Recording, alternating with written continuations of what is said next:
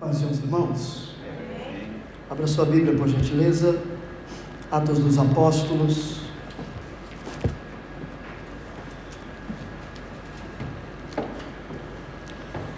Glória a Deus, Capítulo de número 1.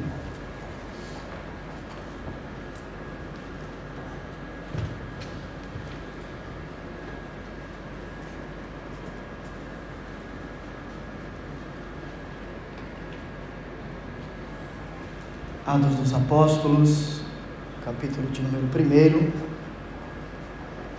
apenas o versículo de número 8. Melhor. Do versículo 1 ao versículo 8, para você ter uma compreensão do texto. Que acharam podem confirmar dizendo amém? Amém, Jesus. Diz assim a palavra do Senhor. Escrevi o primeiro livro, ó Teófilo, relatando todas as coisas que Jesus começou a fazer e a ensinar. Repita comigo, por favor. A fazer. Não, você pode fazer melhor do que isso. Aleluia. A fazer e a ensinar. Guarde isso. Até o dia em que, depois de haver dado mandamentos por intermédio do Espírito Santo aos apóstolos que escolhera, foi elevado às alturas. A estes também, depois de ter padecido, se apresentou vivo com muitas provas incontestáveis, aparecendo-lhes durante 40 dias e falando das coisas concernentes ao reino de Deus. E comendo com eles, determinou-lhes que não se ausentassem de Jerusalém, mas que esperassem a promessa do Pai, a qual disse ele: de mim ouvistes. Repita comigo: esperaram a promessa do Pai. Porque João, na verdade, batizou com água, mas vós sereis batizados com o Espírito Santo, não muito depois destes dias. Então, os que estavam reunidos lhe perguntaram: Senhor, será este o tempo em que restaures o reino a Israel? Respondeu-lhes: não vos compete conhecer tempos ou épocas que o Pai reservou pela sua exclusiva autoridade, mas recebereis poder ao descer sobre vós o Espírito Santo, e sereis minhas testemunhas, tanto em Jerusalém, como em toda a Judéia e Samaria, e até aos confins da terra. Repita comigo, por favor: poder. Testemunhas. Confins da terra. Tome o assento, por gentileza. Aleluia.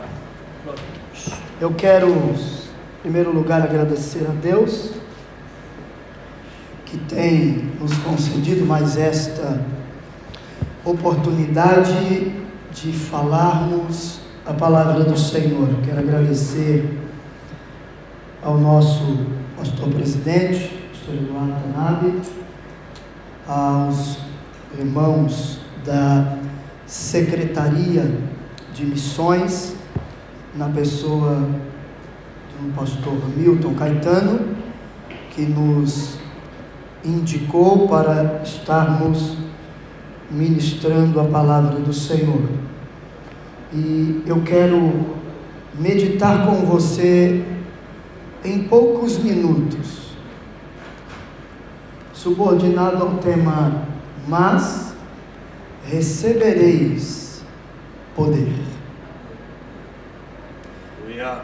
O tema é este, versículo 8. Aleluia. Mas você precisa entender uma coisa aqui primeiro. O livro de Atos, ele é a continuação do Evangelho de Lucas. O livro de Atos é como se fosse o segundo volume de um único livro. É o relato de tudo aquilo que Jesus começou a fazer e a ensinar. Fazer e ensinar. Ele ensinava fazendo e fazia ensinando. E o que é interessante é que, como corpo de Cristo na terra, a igreja, mesmo Jesus tendo sido assunto aos céus, ele continua agindo e ensinando por intermédio de sua igreja. Ou deveria continuar agindo e ensinando por intermédio de sua igreja. Se porventura não está acontecendo, a culpa não é dele, é sempre nossa, que não entendemos o nosso papel como igreja, não despertamos para a responsabilidade que nos foi dada, não por lideranças humanas, mas pelo Senhor dos Senhores, pelo Rei dos Reis. Atos ensina que a vida de Jesus continua em sua igreja.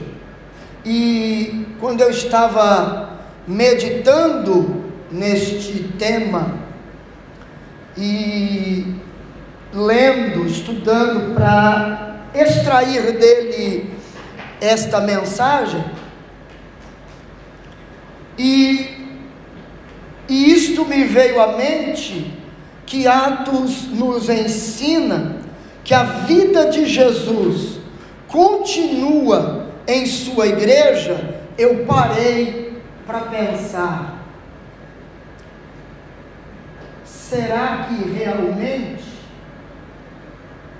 quem olha para nós vê Cristo?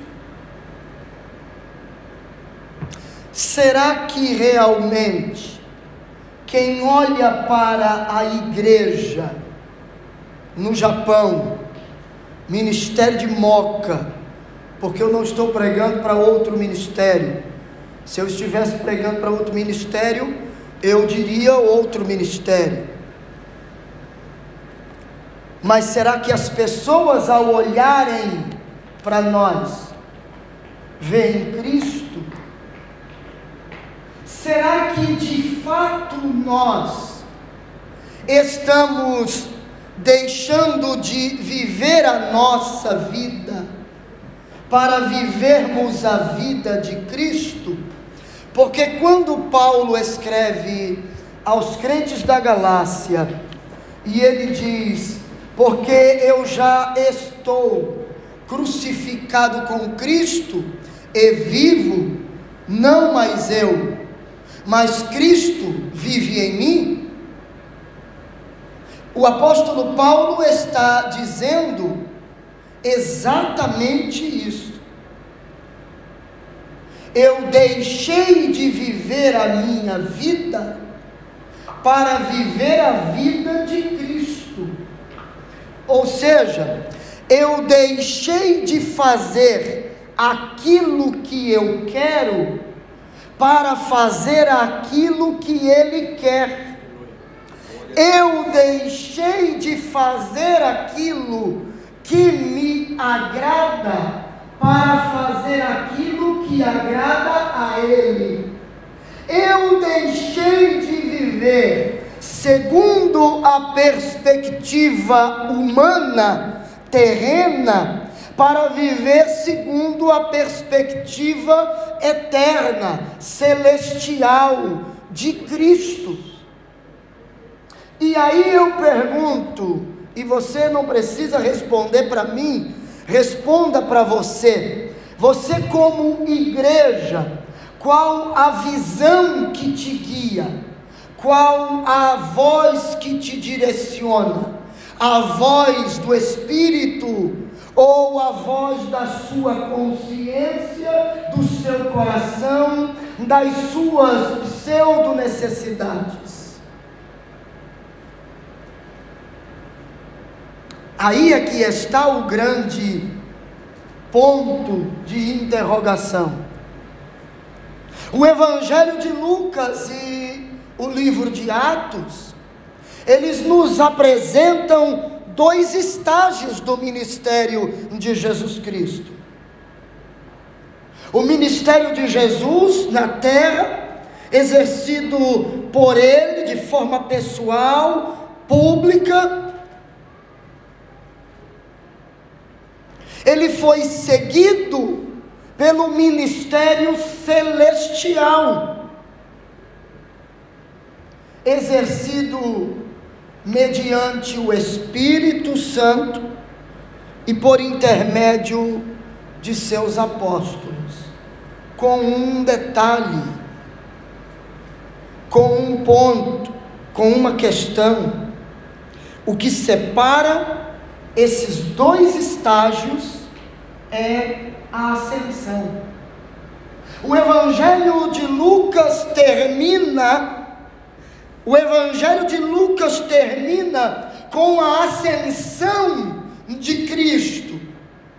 E o final do Evangelho de Lucas, com a ascensão de Cristo, introduz o quê? O segundo estágio. Ele encerra a ascensão de Cristo, ela encerra o ministério terreno de Jesus, mas inaugura o seu ministério celestial. Talvez você nunca parou para pensar nisso. Talvez você nunca enxergou desta maneira. Talvez pelo fato de ter um evangelho, segundo escreveu João, no meio, entre Lucas e Atos, você não pensou isso, mas você esqueceu que o autor é o mesmo. A linha de raciocínio segue-se a mesma, com uma diferença. Lucas vai dizer: Teófilo, eu escrevi o primeiro tratado, ou o primeiro livro, para colocar para você em ordem tudo o que Jesus começou a fazer e a ensinar, até o dia em que ele foi elevado às alturas, até o dia em que ele foi assunto aos céus. Lucas está dizendo para Teófilo: o Evangelho de Lucas, ele vai trazer a você, Teófilo, tudo aquilo o que Jesus realizou, e o livro de Atos trará a você tudo aquilo que o representante ou os representantes de Cristo na terra, agora a sua igreja, fará através da unção, da direção do Espírito Santo. E deixa eu dizer uma coisa: Atos dos Apóstolos não termina quando Lucas escreve o último capítulo e o último versículo. Ele continua com a minha vida, com a sua vida.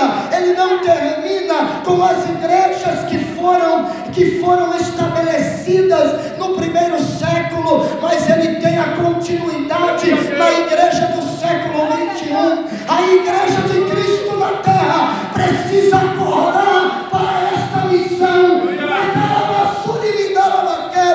A igreja de Cristo na terra precisa entender que ela o representa, e eu só posso representá-lo de forma digna e de forma verdadeira se eu entender a minha missão e o lugar que eu ocupo dentro Glória a Deus. Oh, Deus meu.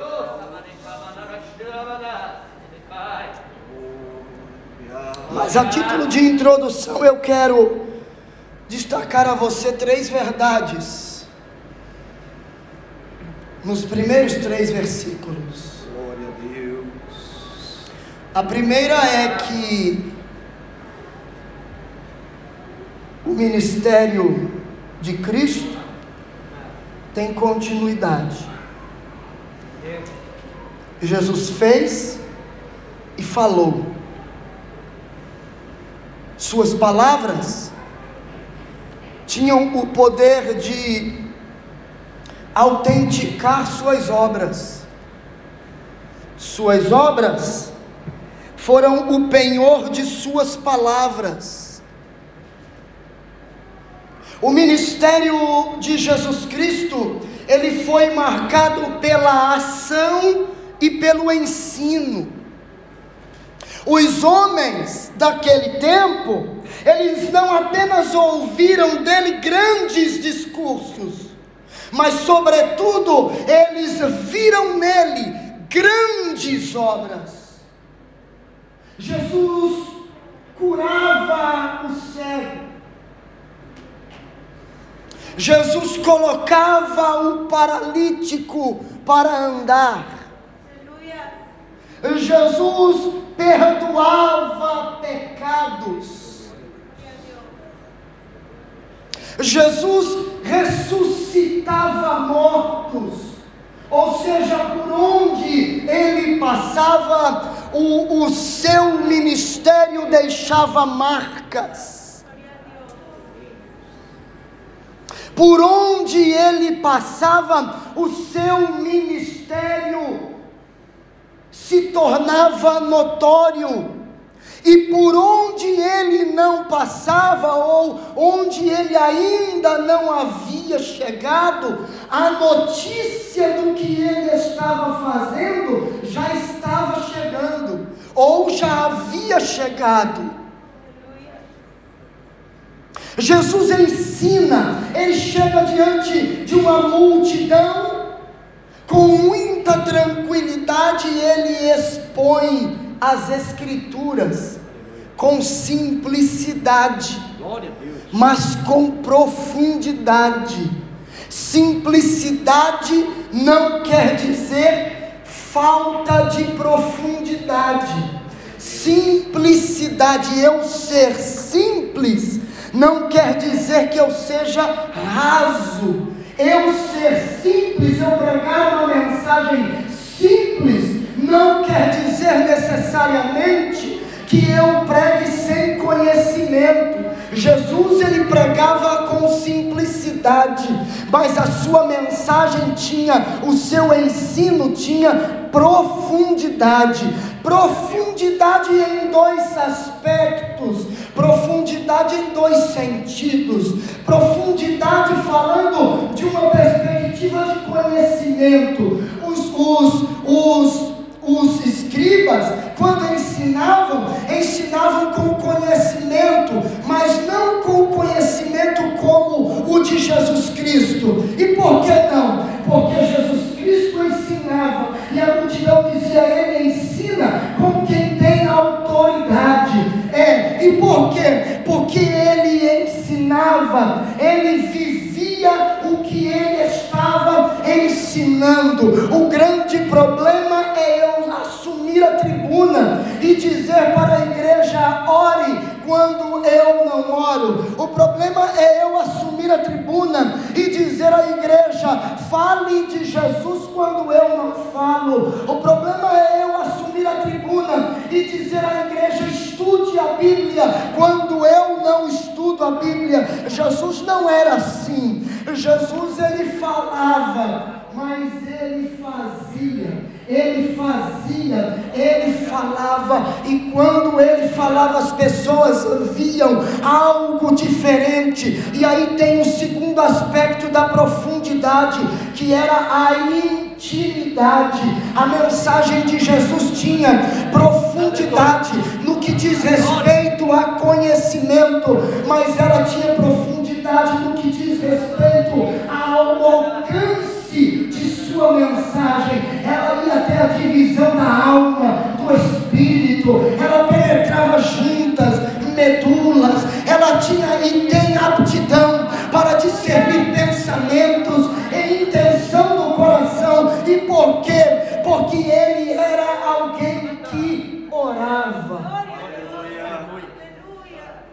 ele era alguém que buscava a presença de Deus. Glória a Deus.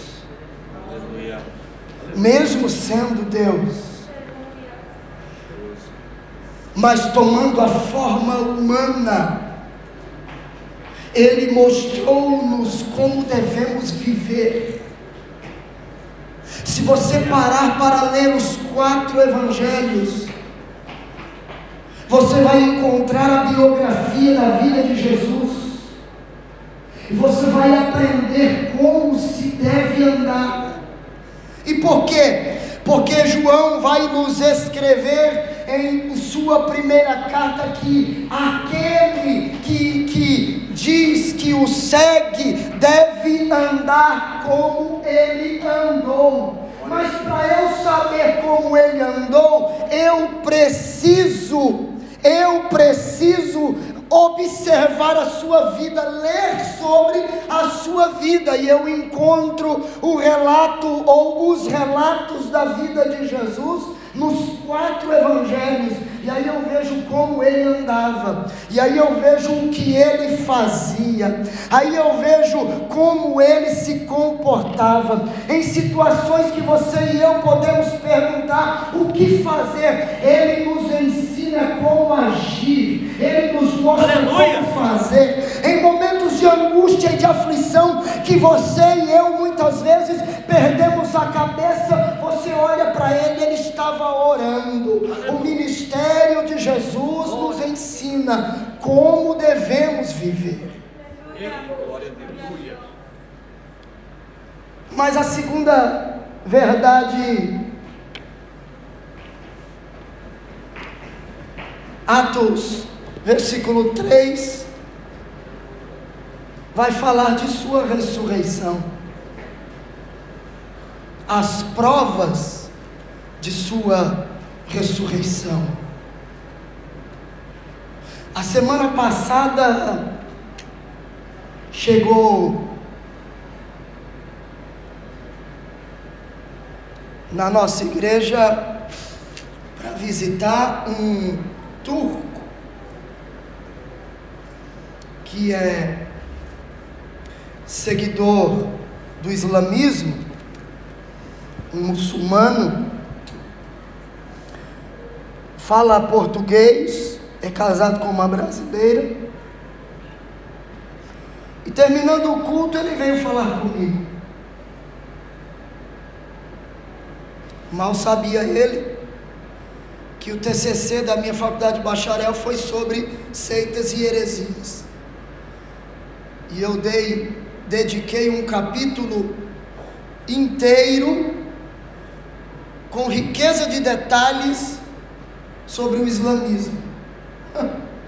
E aí ele começou a conversar comigo, e eu disse a ele, porque ele me disse assim: nós não cremos que Jesus morreu,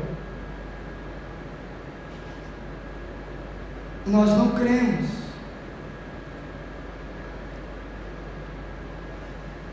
E aí eu disse a ele, partindo de um princípio: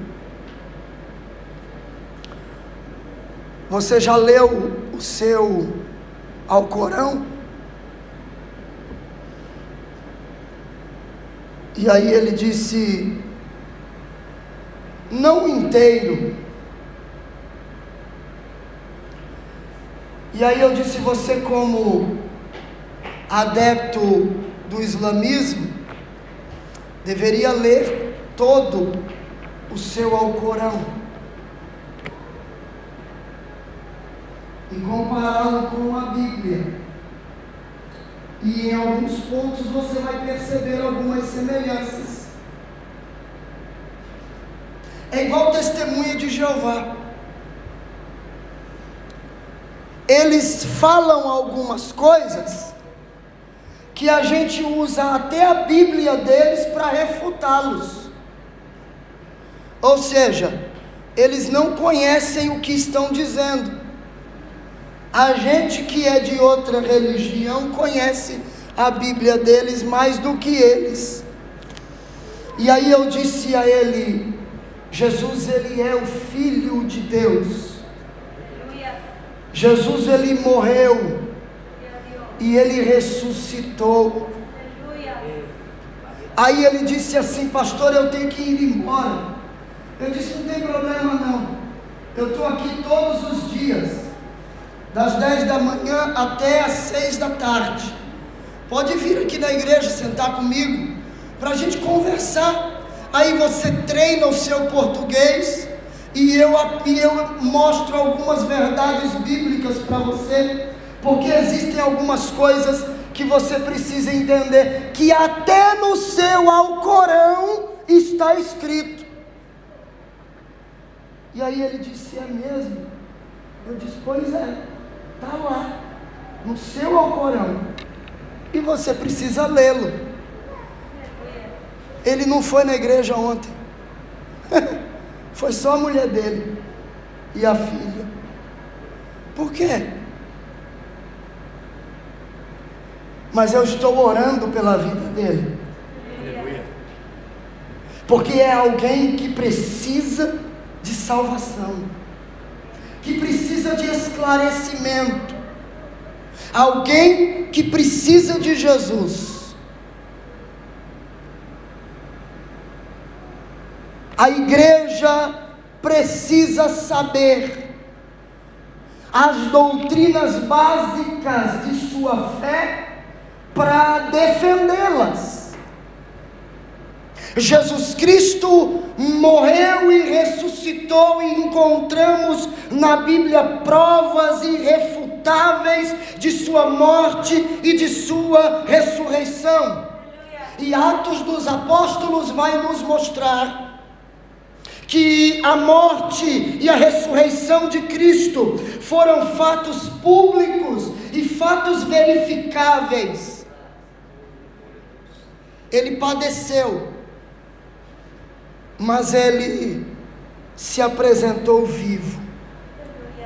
Nós não adoramos o Cristo morto, nós não adoramos o Cristo morto que esteve vivo, mas o Cristo vivo que esteve morto. Apocalipse 1:18 vai nos dizer isso: eu sou o alfa, o ômega, o princípio, o fim. Eu estive morto, mas estou vivo. Ele está vivo, Ele está entre nós. Melhor ainda, Ele habita em nós, Ele habita em você, Ele habita em mim.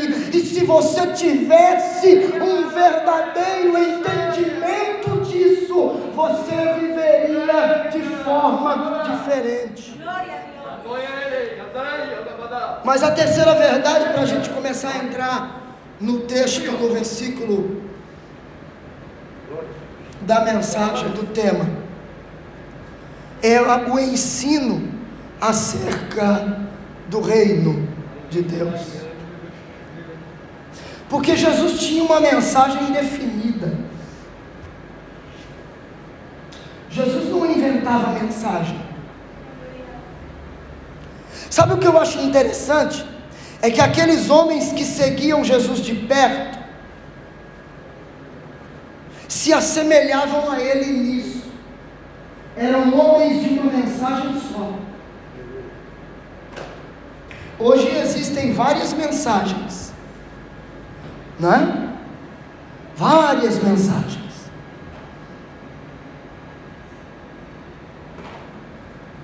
Com vários conteúdos. E quando você vai comparar certas mensagens que ouvimos por aí, o conteúdo das mensagens com o conteúdo da mensagem de Cristo não tem ligação, não tem conexão. E por quê? Ora, porque o conteúdo de muitas mensagens que estamos vendo por aí é: Deus vai te dar. Continue vivendo a si mesmo, Deus vai te dar, Deus vai te abençoar. Segura um pouco aí, pastor, o senhor não crê que Deus abençoa? Claro que eu creio. Ora, se eu não crer que Deus abençoa, eu estou negando o que a Bíblia nos diz. Porém, essa não é a mensagem central da Bíblia.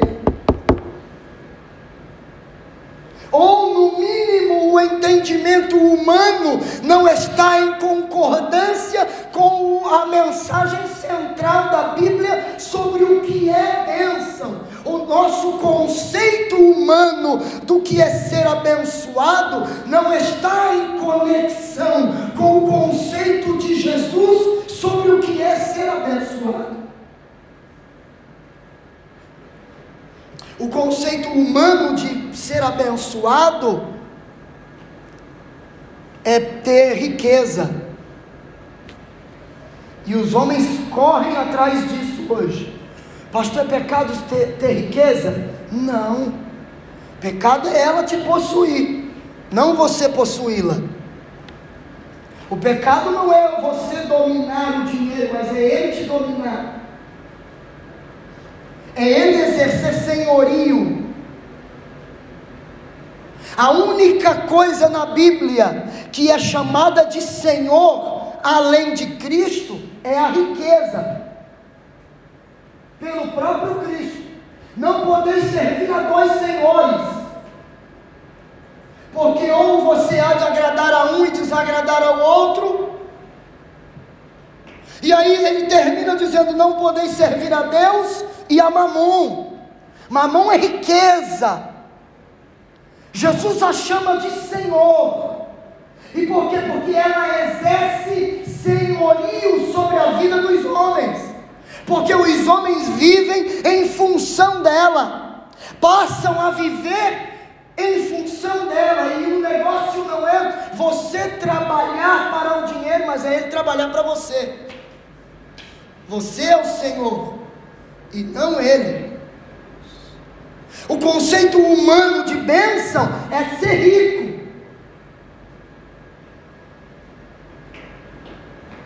O conceito de Cristo sobre bênção é ter o nome escrito no livro da vida. Você pode até ser pobre, você pode até não ter uma casa para morar, você pode até não ter muito dinheiro no banco, mas se você tiver o nome escrito no livro da vida, você é abençoado. O conceito de bênção na perspectiva humana é corrompido. E por quê? Porque o conceito de bênção na perspectiva humana, quando você chega no culto, é receber de Deus o quê? O que você veio buscar. Mas alguém abençoado na perspectiva de Cristo é aquele que chega para dar a Ele e não receber dele simplesmente. Aleluia. Glória a Deus. É dar a Ele. Ninguém sai de casa e vem aqui para receber. Se você saiu da sua casa e veio aqui porque eu quero receber a minha bênção, eu vou lá porque eu vou buscar a minha bênção, deveria ter ficado em casa. Agora, se você sai da sua casa e chega e diz: eu vou ao culto, o que você vai fazer lá? Eu vou levar a Cristo a minha adoração. Eu vou me reunir com os meus irmãos para tributar a Cristo aquilo que lhe é devido: honra, glória, louvor, adoração. Mas adorar é bênção. A bênção é consequência. Glória a Deus. Aleluia. Deus seja louvado. Mas não de um culto, não de uma conferência, não de uma reunião, mas de uma vida. Deus não vai abençoar você Se você pecar a semana inteira, passa a semana inteira sem ler Bíblia, sem orar, sem ter contato com Ele, e chega no fim de semana como o mais quebrantado dos séculos, e diz: Jesus, eu preciso de Ti. Aí Ele olha e diz: precisa, é? Hoje, segunda, tu não precisou não? E terça? Quarta, na hora de fazer o zangueô e deixar ele vir para o culto, você também não lembrou de mim. Quinta, na hora de você orar e ler a Bíblia e conversar comigo, você também não lembrou que precisava de mim. Você precisava da Netflix, precisava do Facebook.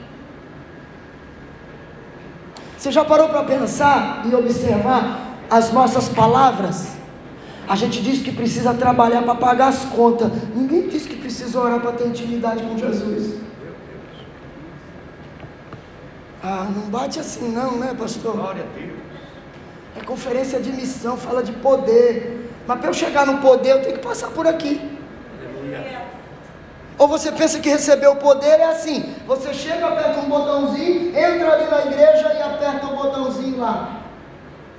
Aí chega aqui e o poder na sua cabeça. Coisa nenhuma.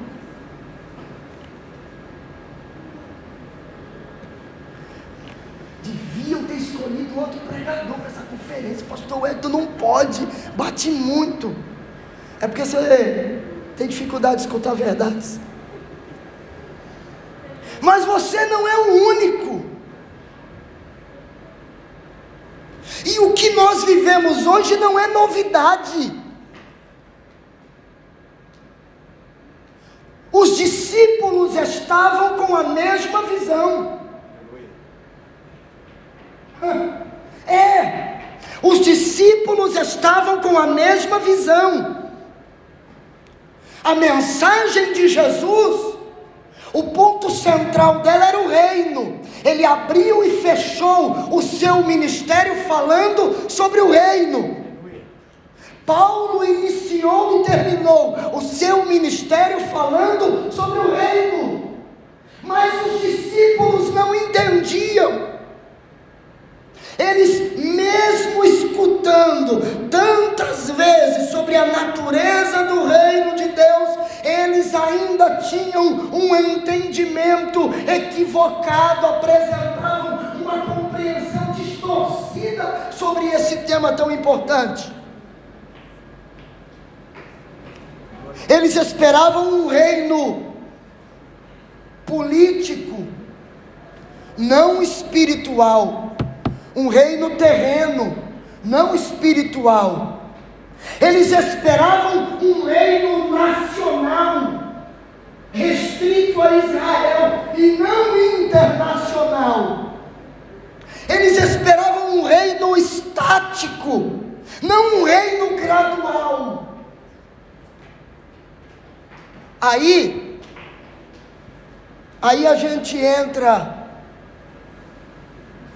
nos versículos que nos conduzirão ao tema desta mensagem, ao tema desta conferência, porque a promessa do Espírito Santo era um presente do Pai.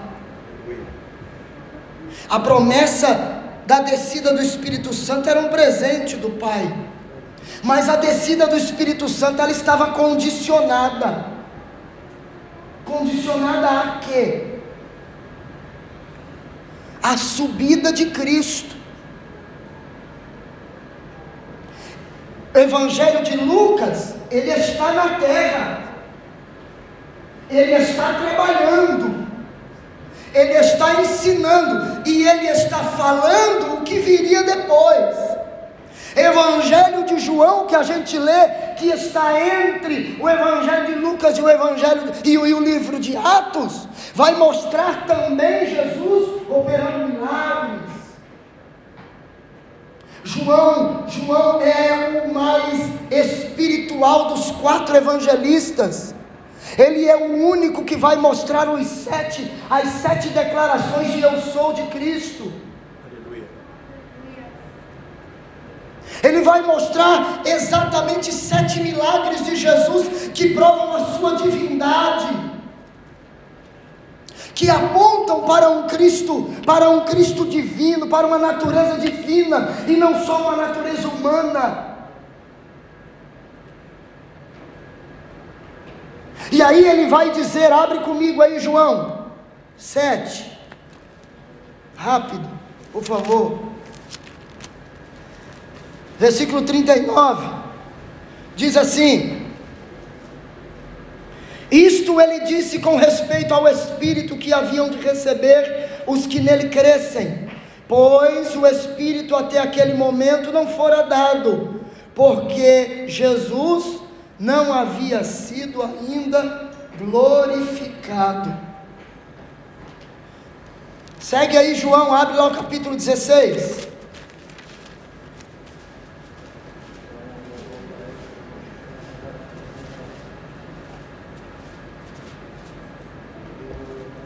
Olha aí o versículo 7. Mas eu vos digo a verdade, convém-vos que eu vá, porque se eu não for, o Consolador não virá para vós outros. Se porém eu for, eu vou-lo enviarei. Ele está dizendo, eu tenho que ir. E por que ele diz isso? Porque eles estavam preocupados, nós vamos ficar só. Mas Jesus diz assim, eu não vou deixar vocês órfãos, eu vou, mas eu vou enviar outro Consolador. A palavra é outro Consolador, você sabe, é Parácletos. Não é Paracletos, é Parácletos no grego. É igual Shekinah, não é Shekinah, é Sherinah. O K no hebraico é som de RR da língua portuguesa, entendeu?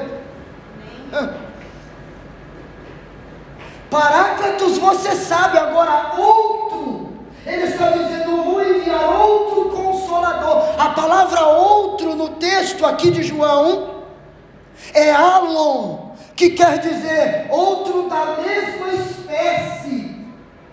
Nós vamos encontrar em outros textos a outra palavra para outro, que é héteros, que é outro de espécie diferente. Mas aqui ele usa a expressão alon, que é outro da mesma espécie. O que ele está dizendo? Eu vou subir, mas eu vou enviar outro da mesma espécie. Ele é divino como eu, ele é Deus como eu, ele é santo como eu, e ele vai direcionar vocês, ele vai estar com vocês, ele vai fazer tudo o que eu estou fazendo. Mas aí nós vamos encontrar alguns pontos a serem observados sobre esta promessa. A promessa, ela é do Pai, ela vem do alto. Nós não encontramos essa promessa apenas nos Evangelhos ou no Novo Testamento, nós vamos encontrá-la também no Antigo Testamento, no livro do profeta Joel. Joel vai dizer no capítulo 2, versículo 28, e há de ser que depois derramarei do meu Espírito sobre toda a carne. Deus dizendo, eu vou derramar sobre vocês do meu Espírito. Aleluia. Sobre toda a carne, ou seja, não é para alguns, não é sobre apenas um grupo seleto, mas a promessa diz respeito a todos.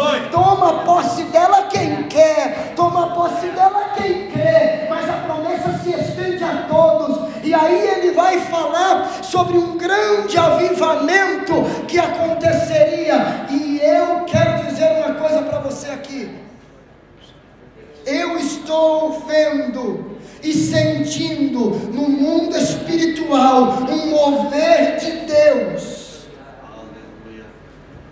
Aleluia. Um mover de Deus, um preparar de Deus para o cumprimento pleno da promessa de Joel, um cumprimento pleno, porque ela se cumpriu em parte. Em Israel haviam duas chuvas, a primeira chuva que preparava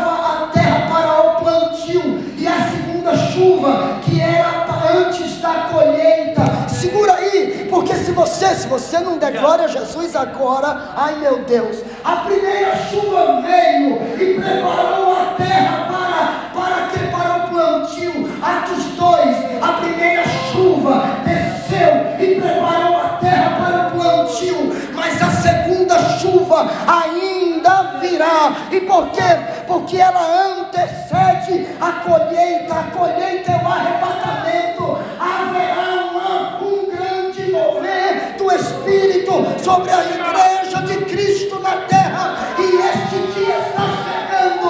Você não entendeu ainda porque é que Deus está trabalhando em muitos lugares e mexendo e movendo entre o povo para que haja um movimento de volta à oração, ao jejum, à palavra. E por quê, pastor Eduardo? Porque Deus está preparando a igreja para a segunda chuva que antecede o arrebatamento. Ele está voltando, ele está voltando. Quem pode se alegrar? Quem pode se alegrar? Quem pode levantar a mão e adorá-lo?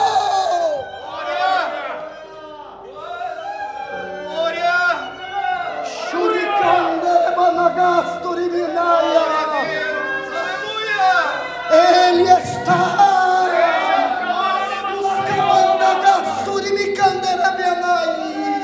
preparando a sua igreja. Eu estou sentindo Deus na casa. Eu estou sentindo Deus na casa. Eu vou deixar você adorar. Adora, adora, adora, adora. Eu vou deixar você adorar.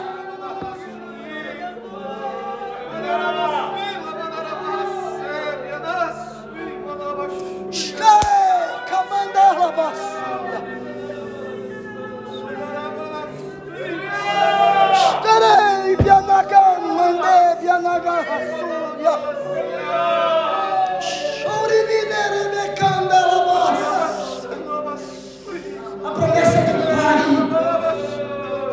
e promessa do Pai se cumpre.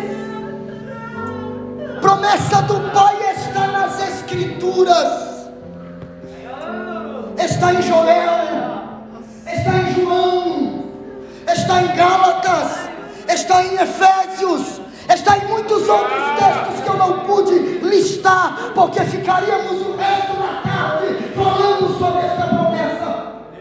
É promessa do Pai. Mas como eles deveriam esperar esta promessa? Como a igreja espera esta promessa? É aí que está o X da questão.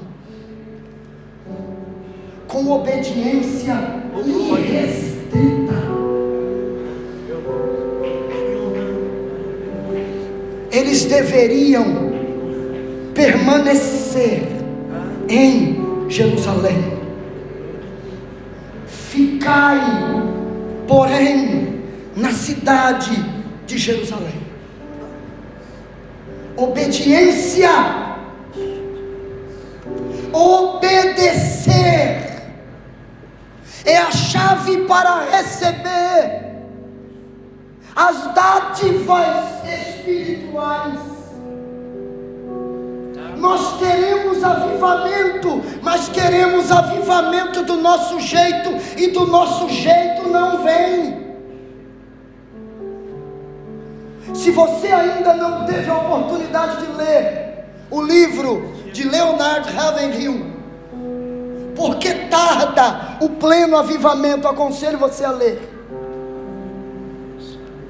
Tem, você consegue baixar na internet. Porque tarda o pleno avivamento. Ele vai dizer assim, que o entretenimento tomou conta da vida dos crentes. Nós viemos muitas vezes à igreja como entretenimento. Senta para assistir culto, e culto não se assiste, culto se presta. Aleluia! Culto se oferece. Paulo vai dizer que o culto é a oferta de sacrifício, é vivo, Aleluia! é santo e agradável a Deus. Glória a Deus! emocional, é você entrar e adorar, é você entrar e glorificar. Ai meu Deus, nós não entendemos e achamos que o avivamento vem pelo grito do pregador, pelo louvor que se toca. Não, o avivamento vem pela obediência irrestrita às ordenanças do Senhor, à voz de Deus, a palavra de Cristo.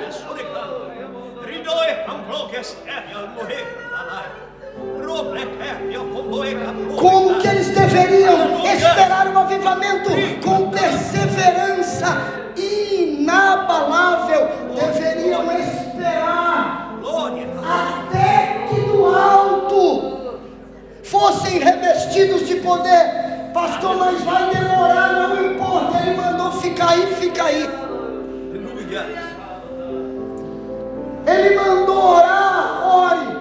Ele mandou jejuar, jejue. Glória a Deus. Aleluia.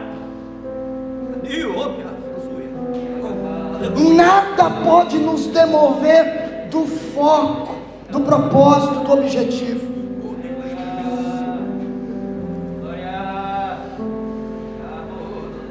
Eu vou pular lá para o versículo 8, tá? Aleluia.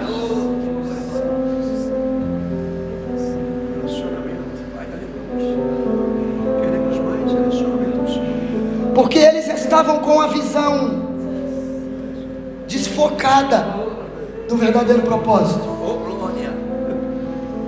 E o versículo 8 do capítulo 1 começa dizendo: mas, por quê? Porque no versículo 6 e no versículo 7, versículo 6 eles perguntam: Senhor, é aí nesse momento que o Senhor vai restaurar o reino a Israel? Olha a visão: um reino político, um reino terreno, um reino humano.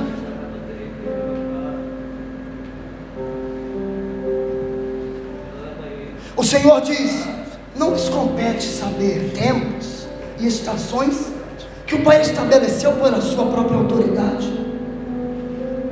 Aí Jesus diz: mas recebereis poder.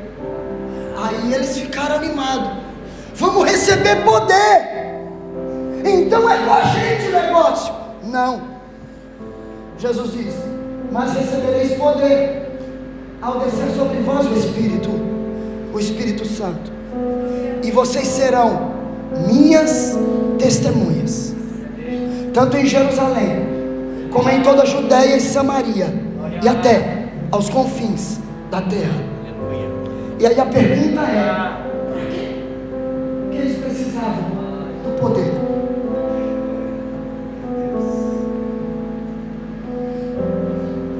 Para saírem do campo da especulação para o terreno da ação. Para de ficar pensando: é agora que vai ser, é agora que o reino vai ser restaurado, é agora. Nós estamos do mesmo jeito. Eu ouvi esses dias atrás uma moça disse assim para mim: pastor, minha irmã disse que ela não vai tomar vacina e não vai dar vacina na filha dela, e disse que também não é para eu tomar vacina. Não é para eu dar vacina na minha filha, não. E eu estava levando ela e a filha para o médico. A filha ia fazer um exame para entrar na escola. E aí eu disse: e por quê? Ela disse: minha irmã disse que eu estou perdendo tempo, eu só estou ocupando espaço, ocupando banco na igreja, porque eu já estou condenada. E por quê? Porque eu tomei a vacina, e ela disse que a vacina é a marca da besta. Eu disse com todo respeito: besta é tua irmã. Eu não tenho freio na língua, não. Tem umas horas que eu já não tenho, mas eu não tenho freio na língua, não. Eu estou lutando, mas tem hora que eu perco a paciência, irmão. Sou humano. A gente ora, jejua, consagra, mas tem umas coisas que tiram nós do sério. Eu disse com todo respeito: minha irmã, besta é tua irmã. Ela não vai tomar vacina, não, problema é dela, sobra mais para os outros lá no Brasil. Agora dê a vacina para sua filha, porque a marca da besta pode ser para ela, se ela ficar, porque a marca da besta é depois do arrebatamento da igreja. Depois do arrebatamento da igreja. Por que eu vou ficar preocupado com marca da besta se eu não vou estar aqui, irmão? E tem crente preocupado com muita coisa, quando na verdade Jesus está dizendo que a verdadeira preocupação é em cumprir a missão que nos foi dada por Ele. Aleluia. Recebereis poder, e poder vem do grego dinamis, ou dinamos, ou dinamis, como você preferir, e quer dizer o quê? Um poder transmitido pelo Espírito.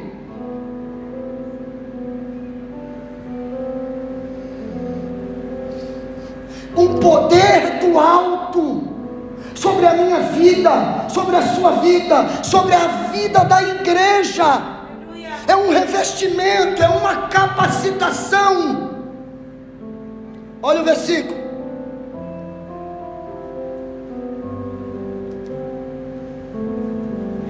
Vocês vão receber o poder ao descer sobre vós o Espírito Santo.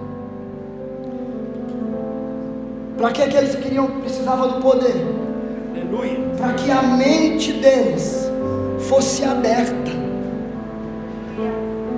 para que eles voltassem ao foco, ao verdadeiro foco.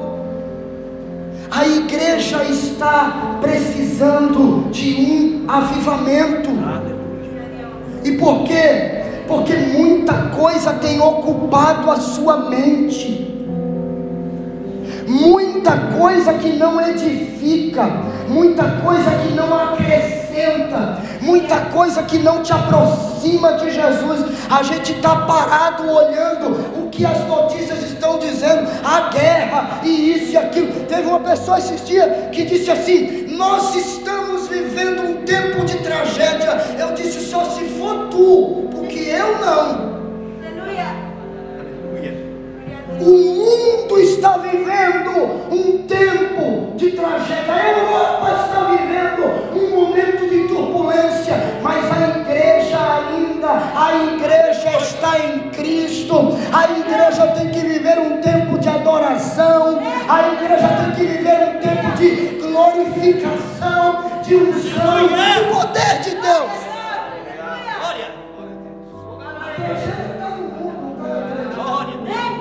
Eu não sou ucraniano e nem russo. Oramos por eles, mas eu não posso dizer que nós estamos vivendo a tragédia. É o mundo que está vivendo, o mundo sem Jesus. A igreja não. A igreja está estabelecida na terra para orar por eles, para que Jesus entre com providência nesta situação. Aí tem gente que está olhando a guerra e está dizendo: pronto, Jesus vai voltar, porque a Bíblia diz que ouvireis de guerra, rumores de guerra. Mas Jesus diz: ainda não é o fim. Calma aí, é só um sinal. Deus quer. O sinal aponta para algo maior. Glória a Deus. Não é para você ficar parado olhando para o sinal.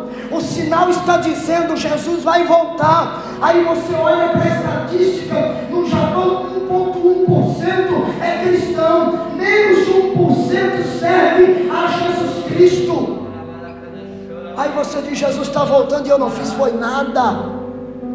O sinal é para você sair da cadeira do comodismo. Aleluia. E fazer a obra de Deus, deixar de cuidar da sua vida e cuidar da obra de Cristo. Eu preguei uma série de mensagens, 4 mensagens sobre o livro do profeta Ageu. Quer apanhar?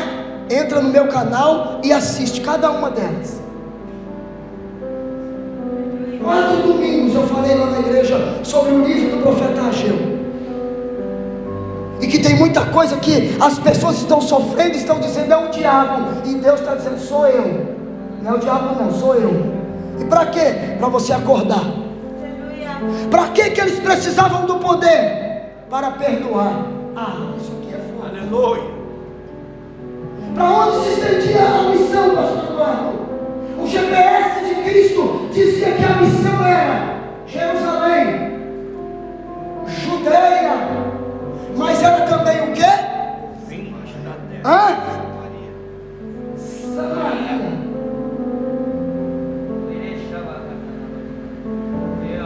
Mas como pregar em Samaria se os judeus não se comunicavam com os samaritanos?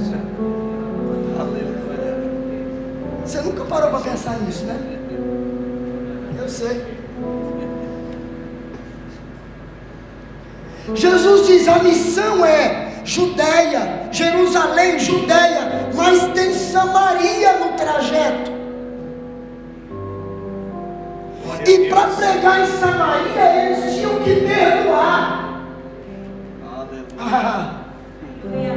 Para pregar em Samaria, tinha que ter perdão,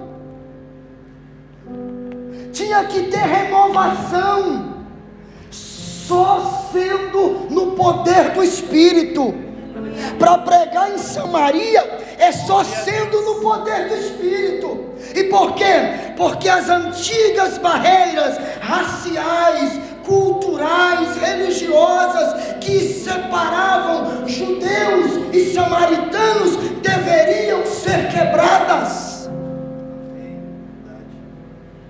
Sabe o que é que tarda o avivamento? O partidarismo, o grupo, as facções dentro das igrejas, nos ministérios. Ministério A não coopera com o ministério B, igreja A não coopera com a igreja B, dirigente A não convida dirigente B porque não gosta, e está clamando avivamento, não vai receber. Sabe por quê? Porque a igreja é um corpo. Aleluia. E o corpo de Cristo não pode ser dividido.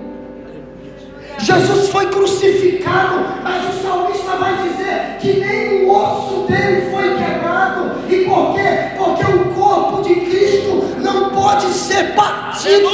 O corpo é um, tem muitos membros, cada um tem a sua função, mas o corpo é um. Eu coopero com o Emerson coopera comigo, pastor Eduardo coopera comigo, eu coopero com ele. O que Deus deu para o Afrânio, acrescenta. O que Deus deu para mim, o que Deus deu para mim, para ele com o Marcelo, e nós formamos um corpo com você, o seu talento, o seu dom, a sua especialidade, a sua vontade de fazer.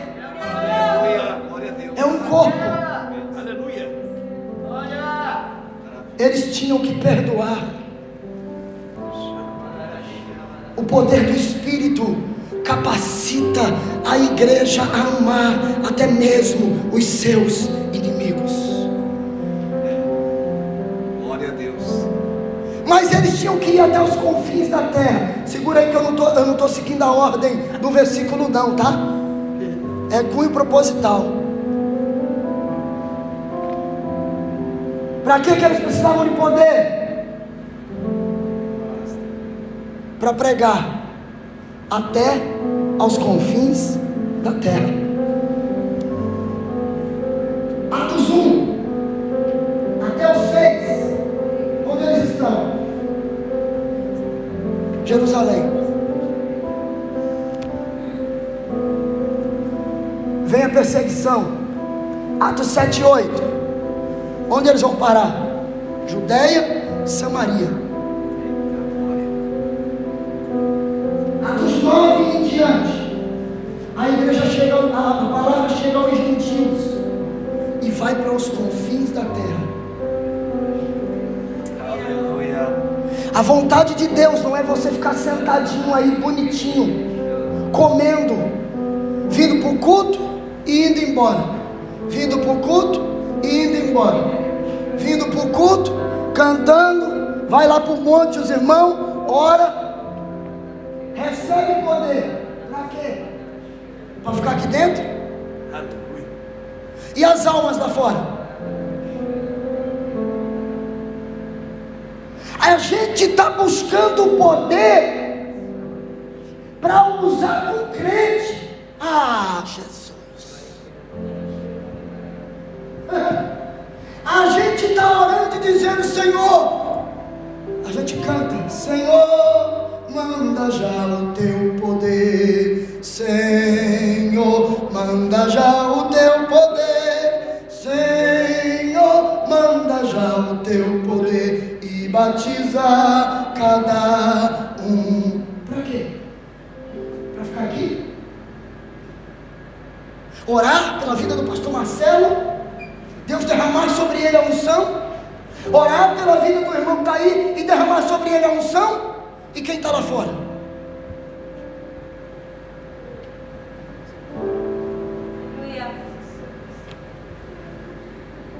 E quem está lá fora? Nós somos uma igreja missionária. E uma igreja missionária precisa fazer missão. Tem gente orando para Jesus mandar para outro país para pregar, mas não prega em casa para o marido, para o filho, para a esposa. Não prega para o vizinho. Não prega para o companheiro de fábrica. Mas quer ir para fora. Quer poder. Sabe por que Jesus não dá poder? Porque você não sabe usar. Glória a Deus, aleluia. Para pregar até aos confins da terra. Aleluia, glória. Vou terminar agora.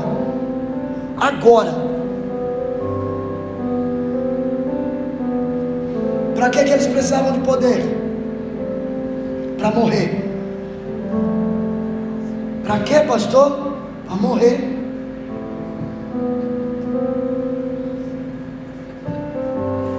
Não, pastor, não entendi.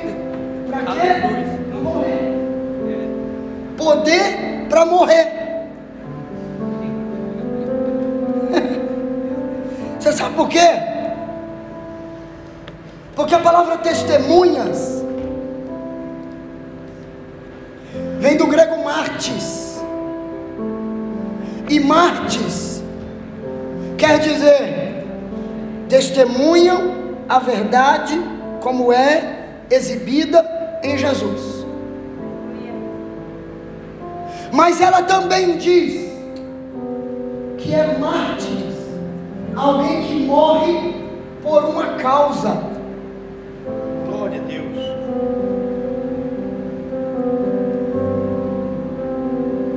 Mas o que eles seriam testemunhas do quê?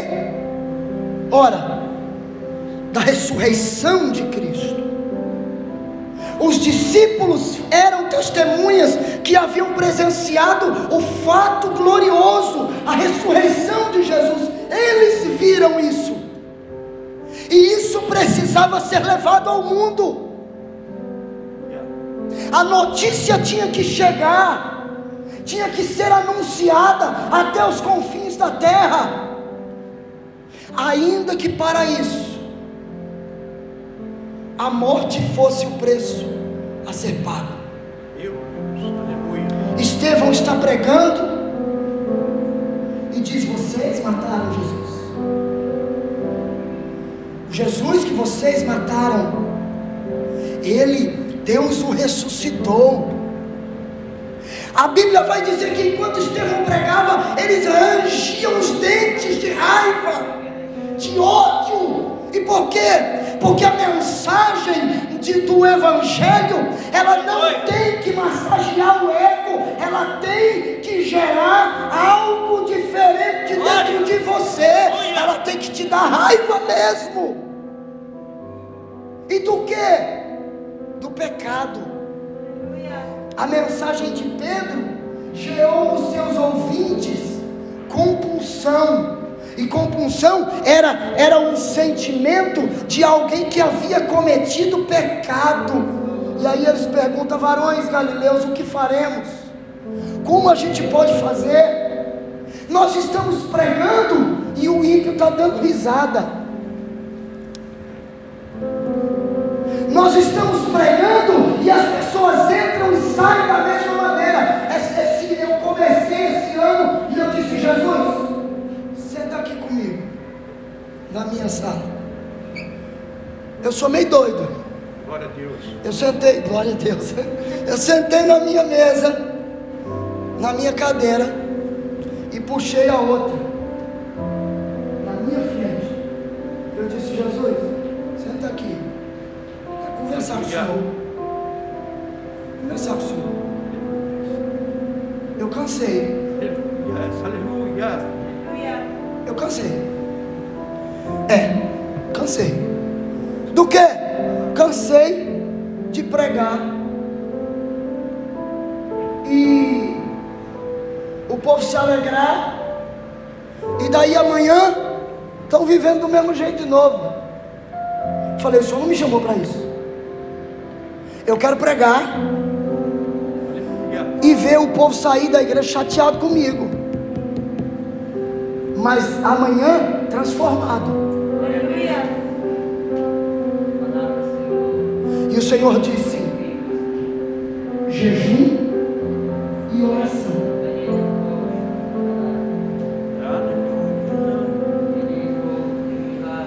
Jejum e oração. O Senhor me disse assim: o que convence o homem não é a sua intelectualidade, o seu conhecimento dá profundidade à sua mensagem, mas a minha unção sobre a sua vida dá profundidade à sua mensagem na vida de quem te ouve, no íntimo de quem te ouve.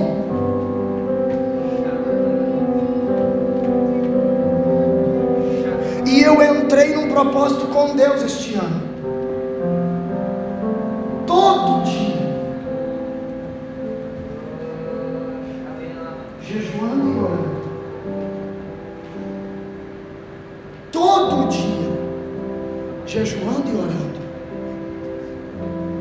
Eu disse: eu quero mais.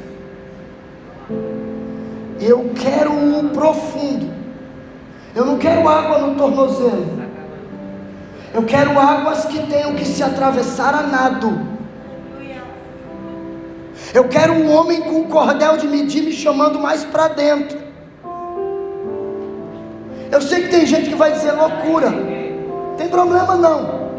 Até o final do ano nós conversamos. A igreja tem que sair do natural e entrar no sobrenatural. A igreja tem que sair das águas do tornozelo e ir se aprofundando. Aleluia. Glória. Tem que levar o evangelho e tem que estar disposto a morrer por este evangelho. Jesus disse que estaria conosco. Ele disse que estaria conosco. A promessa é para você. Oh, glória. O ide de Jesus, de Marcos 15, é para você. A promessa de 1 de Pedro 2, 9 e 10, que o Senhor diz assim: vós sois a geração eleita, o sacerdócio real, a nação santa, o povo adquirido, o povo comprado, para que vades e anuncieis as virtudes daquele que vos chamou das trevas para a sua maravilhosa luz. Pastor, mas eu não posso ir. Eu não posso ir sozinho. Ele disse: vá, ensinem, façam discípulos de todas as nações, e eis que eu estou convosco. Vocês não estarão sozinhos, eis que eu estou convosco todos os dias, até a consumação do século. Fica de pé, por favor.